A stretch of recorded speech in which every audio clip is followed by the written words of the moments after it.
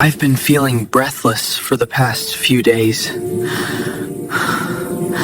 Hi everyone, this is Dr. Stuti here, and today we're gonna start our discussion from pleural effusion. So welcome everybody. What does pleural effusion mean? Okay, so pleural basically implies the pleural cavity, which is the space between the visceral and the parietal pleura of the lungs, and effusion is basically serous collection. Pleural effusion therefore means abnormal amount of serous collection in the pleural space. Why did I say abnormal? Because the normal serous collection is about 5 to 15 ml in the lungs. Okay, so normally 5 to 15 ml of serous collection is present within the visceral and the parietal pleura in the lungs, but if it exceeds more than 15 ml, then it is called pleural effusion. What are the causes of pleural effusion? Where does this pleural fluid collection come from? Normally, the source is the blood vessel and it is drained by the lymphatic vessel. So if there is any problem in the lymphatic drainage, or if the excessive amount of fluid is coming from the blood vessel, there will be pleural effusion. So there can be some transudative cause and some exudative cause. Okay, exudative basically is during inflammation. So if there is any infection leading to inflammation, there will be increased vascular permeability and therefore more fluid will enter into the pleural space. Number one, most common cause is pneumonia, number one. Then you can find it in tuberculosis or even in malignancy. So infective causes include pneumonia, TB, and malignant cause includes malignancy. Okay, which is a non-infective cause. In exudative, during inflammation, there is increased vascular permeability, so more amount of protein leaks along with water or fluid. Okay, so in exudative, there is increased protein, which is more than 30 gram per deciliter, but in transudative, it is mostly water, like protein amount or quantity is less than 30 gram per deciliter. What are the causes of transudative effusion? Transudative effusion basically happens due to increased hydrostatic pressure or decreased oncotic pressure, and it happens in conditions like congestive heart failure, where there is backflow of backflow of blood into the lungs, causing increased hydrostatic pressure. In liver cirrhosis, there is fibrosis in the liver, because of which there is again congestive cardiac failure and therefore transudative effusion. In nephrotic syndrome, you can find loss of albumin, so there is decreased oncotic pressure. Even in liver cirrhosis, there is decreased production of albumin. Clear? What are the special types of collection in the pleura? Hemothorax. Hemothorax is basically collection of blood in the pleural space. Chylothorax is if there is any problem in the lymphatic drainage, then the chyle that is accumulated in the pleural space, we'll call it chylothorax. So what are the chief complaints of the patient? So normally we just have 5 to 15 ml of serous collection in our pleural space, but if it exceeds more than 500 ml, then the patient develops symptoms.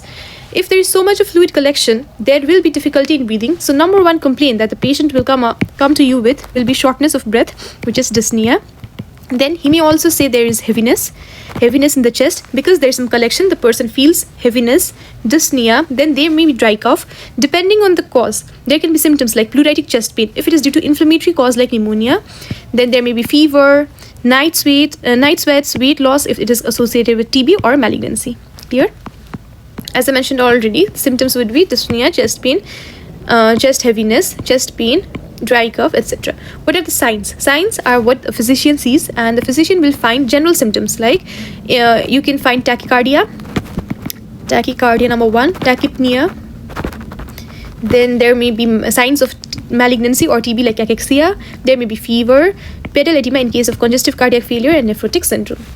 Then what are the respiratory findings? Just imagine during inspection, the side that is affected, there will be reduced chest movement. Okay, number one would be reduced chest movement. Then on palpation, you'll again find the lungs is not expanding, so decreased chest expansibility. And if you do the vocal fremitus, you'll find it reduced because there is water or fluid collection. Okay, and on percussion, you'll find stony dull sound. And on auscultation, obviously the breath sounds will be reduced. So what are the investigations that you'll do? Number one investigation is the chest X-ray. In chest X-ray, posterior anterior view, which is this one, you will detect fluid if it is more than 200 ml, and in lateral view, you can detect even if it is more than 100 ml. So normally, if this is our lungs and heart, this is the cardiophrenic angle. These are the cardiophrenic angles, and these are the costophrenic angles. Okay, side ones.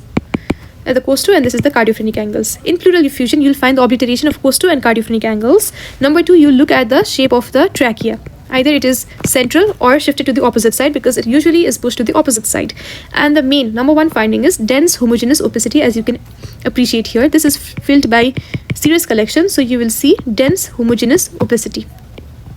Normally it should have been like this. This is the dense homogeneous opacity with upper curvilinear margin or border, and the costo and the cardiophrenic angles are obliterated, and you may find trachea central in position or shifted to the opposite side.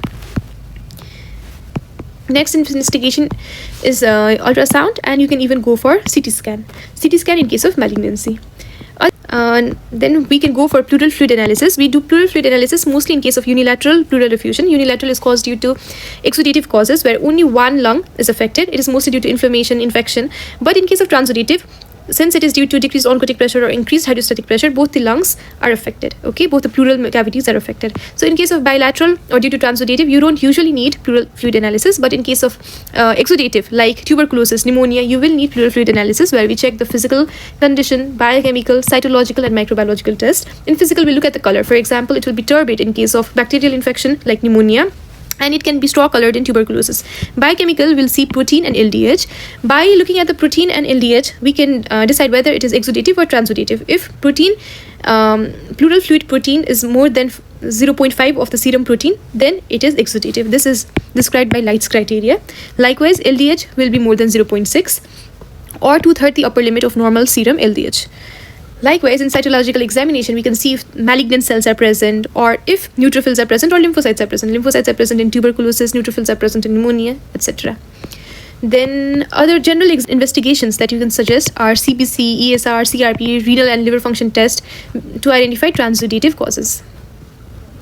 So let's come to the most important part, which is the treatment. In treatment, general management would be giving bed rest, oxygen therapy, painkillers, and improving the symptoms.